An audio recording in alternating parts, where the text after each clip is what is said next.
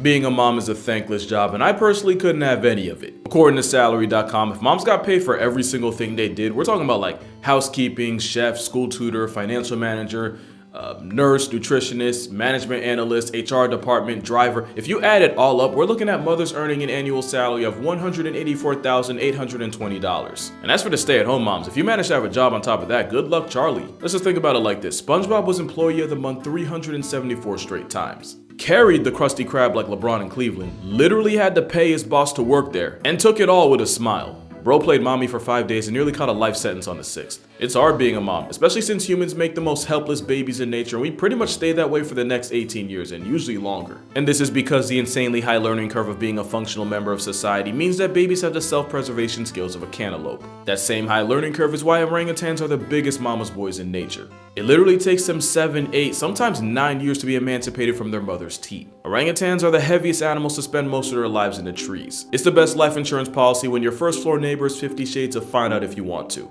It's why the orange ape not only plays floor as lava for as long as it's alive, Mama Orang builds a bed from scratch for her child and herself to sleep in, and she'll make a new bed every single night. In her life, she'll make thousands. She'll also spend the better part of a decade teaching her little man of the forest how to orangutan. And she does it without an iPad or Cocomelon. She Iron Mans that shit. The motherly bond is so strong that, just like with humans, the orangs will often stay with or around their mothers even when they're past the age of being independent. Daughters might move out once they reach maturity at 12, but they'll still live close by and visit the mother orang every so often until they eventually have children of their own at like 15 or 16. But even that doesn't always cut the cord, since orangutans have been recorded visiting their mothers with their own baby in tow just to give them an opportunity to meet their grandchild. The guys are usually the ones to dip out earlier and move out further to claim a territory of their own. But every once in a while, one of nature's biggest man-children will spend their bachelor teen years being mollycoddled by their mothers rent-free. And it's obviously not just orangutans. Apes in general kind of have the whole mother thing figured out. A good example of that is bdProductions. Ironically, she was rejected by her own mother and had to be raised and taught how to gorilla by humans. And that included how to properly care for her own child, Kula. Well, one day in '96, a kid did what kids seem to do best: fall into a gorilla pen and make it the gorilla's problem, which bdProductions handled by cradling the unconscious 3-year-old and gently carrying and placing him to a door where zoo officials could get to him, all with 17-month-old Kula hanging from her, watching it all go down. Nah, but like seriously, it really always is gorillas. You never hear a story about a kid trying that with chimps. But yeah, great apes are the undisputed mama's champs of nature, and elephants are a close second. Right off the bat, elephants are one of the best mothers on earth and really should get a medal just for willingly going through 2 years of morning sickness. Elephants spend 22 months pregnant and the next 10 years raising the 200 pounds of mass that falls out of them. Males don't usually leave their mothers until about 16, and females usually don't leave at all. And since most of the herd is often blood related, not only is the big baby raised by a mom, but also an army of aunts, cousins, and grandmothers too. Elephants will also have baby showers where they celebrate the birth with an orchestra of trumpets and rumbles, because they are the only animals that can afford to broadcast the arrival of the weakest, most vulnerable version of themselves.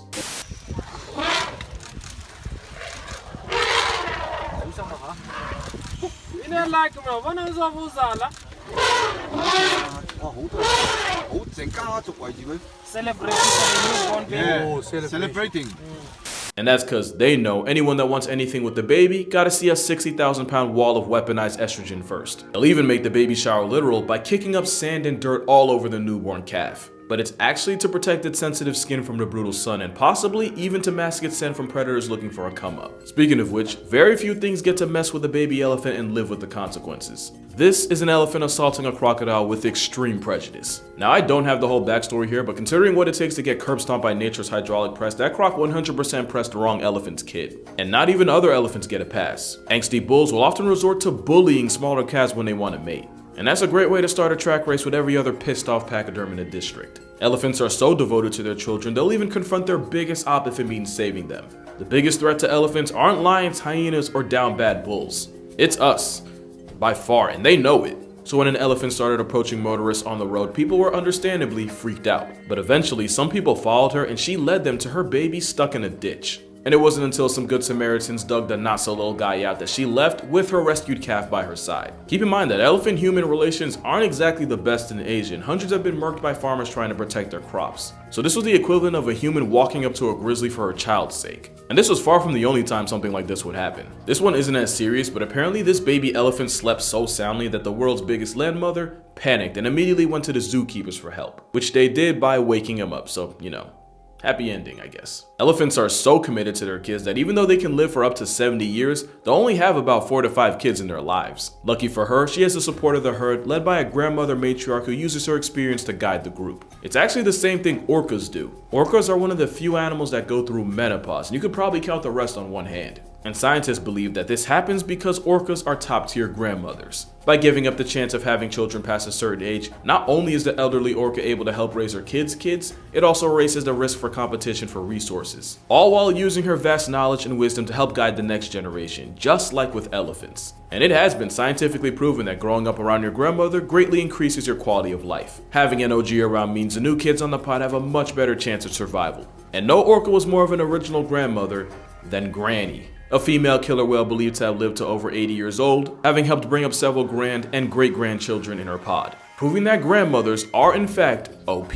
And the mamas don't be slacking either. Matter of fact, forget what I said about elephants and orangs. If these zebras are about anything, it's they mothers. To the point that recent studies have shown that mother orcas will straight up sacrifice opportunities to have more children just to keep taking care of their adult sons. And at least the ginger apes get an empty nest eventually. Resident orcas are pretty much handcuffed to their kids for life. And like any mother to a man baby, she'll do anything for her little boy, including homicide. In 2016, a mother and son duo were recorded attacking a baby orca, with the son reverse baptizing it and his mom keeping the victim's mom from intervening like some type of one-man orca O-line. And it's believed that this was an example of a male murking a baby to mate with its mother, and Orca Bundy's mom running interference to help her son eventually give her a grandchild. L morality, but W wingman, or I guess in this case wing mom. Another thing is, not only do ocean Oreos negotiate the rest of their lives when having children, they also give up their sleep schedule. Orcas and other dolphins will stay awake for a month or more straight after the birth of a calf. Calves can't afford to rest, since moving around constantly helps keep them warm in the ice-chilled waters until their blubber comes in. And always being on go makes them less of an easy lick for predators. But it also means that mother dolphins go on a dream diet for as long as their children do. And during that time, the calves learn how to dolphin by mimicking every single thing it sees its mother do. It basically becomes her shadow as she teaches it everything it'll ever need to become a future menace to society, all while running on zero sleep. Sleep isn't a problem for a koala though, but because it's koala, almost everything else is. Koalas are notoriously tragic at every avenue of existence, but they do beat the mid-allegations when it comes to their mothering, especially since the rest of the marsupial family really doesn't. Quokkas and kangaroos are known to sacrifice their own child by dropping them out of their pouch to let the predator chasing them deal with it. And Tasmanian devils will have 30, sometimes 40 joeys, and the mother will eat all but the final 4 that make it to her nipular regions. Koalas though, they have 1 joey and she makes it her entire world. If she gets chased by a pack of dogs or stalked by a wedgetail, there is no ejecta offspring, either they both make it or it's 2 packs in 1. Also, mother koalas do go out of their way to provide for their children, just not in the way anyone asks to see. Don't watch this part while eating, you know what's coming. But the one thing koalas insist on making their defining trait to eat can't even be digested by them. Koalas need a special gut bacteria to break down eucalyptus. Without it, they can eat as much as they want, they'll still become a hashtag to hunger. It's why you can't treat a koala with chlamydia with antibiotics, because if you anti their biotics, they'll be out of life. So mama koala passes on the bacteria by feeding her precious child nuggets, fresh from the source. To be fair, it is actually different from the usual deuces she drops from that end, but technicalities don't really matter when it's being served from a koala's brown eye. But this feces formula means the joey can now get all the nutrients he needs to be the best or just slightly above adequate koala he can be. The one upside to eating eucalyptus is that koalas rarely ever need to drink actual water. They usually just get what they need from the leaves. We don't have it that easy. And it's not as simple as just downing gallons of water a day, since that can really mess with your electrolyte levels, which can be a problem if you're an athlete and constantly sweating it out throughout the day. Another struggle bush bears will never know. And for y'all that don't know, I actually just got done with fasting for a whole month, and as anyone who has done it will tell you, eventually, it's not even about the food, it's about not being able to drink with the sun watching. Especially if you're stubborn enough to work out or play basketball during it. Like me. Something that probably would have turned me full-time horizontal if it wasn't for liquid IV. Okay, a little bit of an exaggeration, but liquid IV was a lifeline, since drinking just one of the hydration multipliers hydrates you twice as fast as just water on its own. That's twice as fast, not as much. Just saying. And it also supplies you with essential vitamins B3, B5, B6, B12, and good old vitamin C. It's really good for if you haven't hydrated much throughout the day and want to re-up without guzzling water like a camel in the Sahara. It's actually kind of funny because I didn't even realize I was using liquid IV way before they offered to sponsor me until they sent me their stuff. And it's pretty straightforward. You just pour the liquid IV into the bottle, shake a little, and just drink. Easy. So easy a koala could do it. Maybe. So if you want to try some of the flavors Liquid IV has to offer, click the link in the description to get a 3-count hydration sample pack with flavors lemon lime, Concord grape, and golden cherry. Shipping absolutely free. So yeah, check them out if you're interested. Unless you're a koala, because again, they don't really need water to begin with. Truthfully, I don't know that they understand the concept of water. But all memes aside, the koala is actually pretty underrated as a provider, but probably not as underrated as snakes. You probably wouldn't expect a serpent to get talk time in a video like this, and for a while, neither did scientists. We kinda just assumed snake parenting is just, once you out the shell, I wish you well, and that's that. Turns out the Central African python will actually look after her family of snakelets a couple weeks after they hatch. The mother python guards her kids and coils around the brood to keep them warm. And the same predator that can successfully deep throat a hyena and win will babysit over 50 hatchlings until they're able to make it in the outside world. It's only like 2 to 3 weeks, but it's a lot better than most snakes get fresh out the shell. Most just get spawned into life on veteran difficulty and gotta figure out the rest from there. Reptiles in general are usually less involved than a cartoon parent. And that's really saying something. These kids had no business making it past the age of 3. Not a single one. But with a lot of reptiles like turtles, they drop and dip. The most parenting they do is just having a bunch of you and hoping that just one lives long enough to continue the cycle. If you happen to get spawned into a snake orgy and have to do the race off rip, that's your business. But not all reptiles are negligent. Alligators are incredibly and weirdly devoted mothers. The same homicide gecko that murks its own kind. Basically, she builds a nest for her eggs and then threatens to life expire anything that gets near them. And once the eggs are ready to hatch, they'll call out to the mother from the nest to get her to dig them out. And the same vice grip jaws that can eviscerate a grown man also manage to be gentle enough to help any baby struggling to hatch on their own by lightly cracking the shell. For the next year, she's nature's best bodyguard, carrying her kids in the one place nobody would be stupid enough to reach into. Especially other gators, because as mentioned, they be on Dahmer timing. Croc mothers are just as protective. But with a lot of things in the neighborhood being down for croc omelets, sometimes it's not enough to just have one person looking after them. Some birds and crocodiles will actually work together to protect each other's children in something like a neighborhood watch group. You see, it starts with a bird like a spotted dickup, also known as a thick knee or a stone curlew, laying her family of eggs right next to a clutch of future crocs. That way the giant living snare trap will scare off most threats from even getting near the nest. The trade-off is, if an op like a monitor lizard pulls up all the crockers away, then as far as the bird's concerned, it's a fade on sight. The dick ops will harass and square up to the monitor to protect the crocodile's eggs. Not only does it slow down and probably confuse the hell out of the monitor, the calls of the bird are like a siren for the crocs, who instantly pull up to the nest the moment they hear it. Pretty much the thick knee cosplays as a crocodile baby monitor to protect both families from an actual one.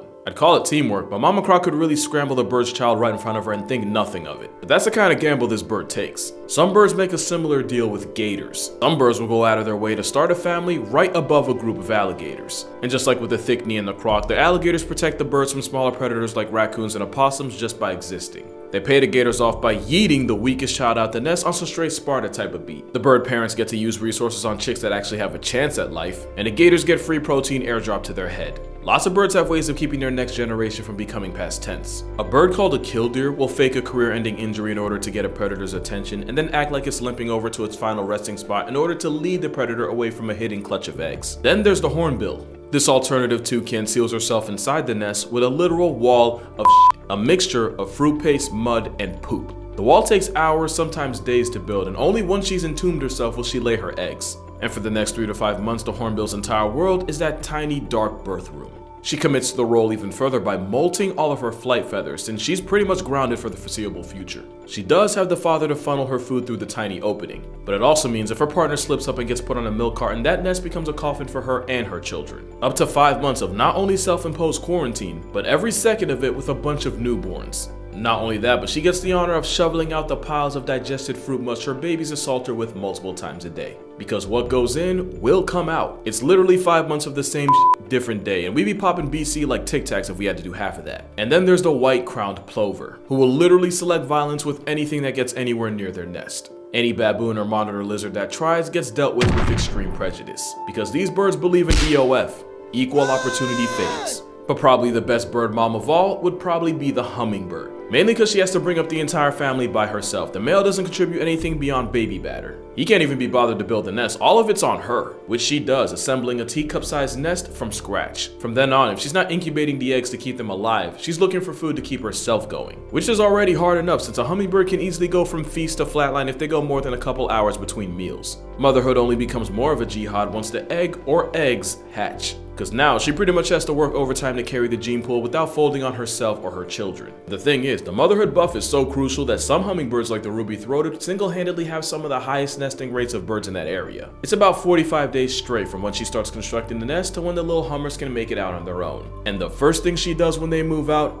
is start the entire process all over. No, seriously, she'll often raise 2 families back to back in one summer. She does it all with a father that couldn't be more of a deadbeat if his heart retired. So yeah, hummingbirds might be some of the most underappreciated single mothers in nature. Probably not as much as the cheetah though. If single parenting was a sport, she'd be D1 from day one. Like the hummingbird, she hard carries the entire family while the baby daddy drops a load and hits the road. But unlike the hummingbird who has to look after 1 or 2, mother cheetahs are responsible for 3, 4, sometimes up to 6 cubs. And it's not like she has a roster of aunties to help play daycare, she's on her own. Every time she goes out for groceries, there's a small chance she comes back to a chalk outline where her kid used to be. And with lions, leopards, hyenas, and wild dogs all being major ops to a cheetah's pursuit of happiness, in some places, only 10% of the cheetah cubs that come out actually make it to adulthood. It's such a struggle that cheetahs will often overheat after a successful hunt. But not because like their systems need to cool down, but because the anxiety of catching food and not knowing how long until a pride of lions comes in and presses you for your plate literally causes them to stress heat. The flight or fight response, and evolution did not build cheetahs to fight. Now add in the fact that their hunting success rate is like 40% to begin with, and now you see just how bad cheetah moms have it. They're underrated mothers because if they weren't, their entire population would be in a pack. A mother cheetah named Sabella successfully raised 19 cubs solo, meaning a third of the cheetahs in that area came from her. That's how hard she carried. Now they'd probably struggle less if they formed a coalition of females the same way males do, but until they do, cheetahs will continue to be the world's hardest working single mother. Or maybe a respectable second. There's one mom that just might top her. But before we go there, here are some dishonorable mentions, moms that will personally make you appreciate the one you have more. The cuckoo, for using mob violence to force other birds to raise their children. The harp seal, for abandoning her pup at 2 weeks old to go hook up with other males, even though the pup can't swim, move, or really do anything for itself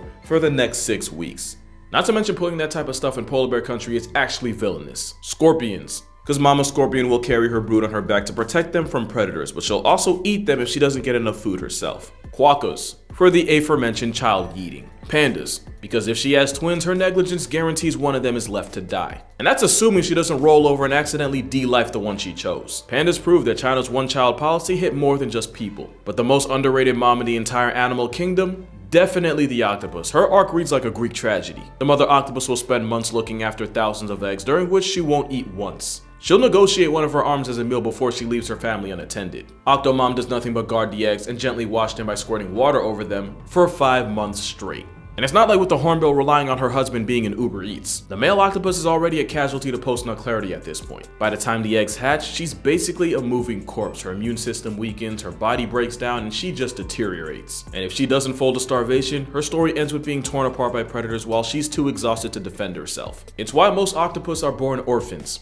And sometimes it's not just for months. One mother octopus set a record after she protected her eggs for over 4 years. By far the longest brooding time ever seen. And even with the longer plot, the ending was still the same. Once the eggs finally hatched, the mother octopus finally got to rest.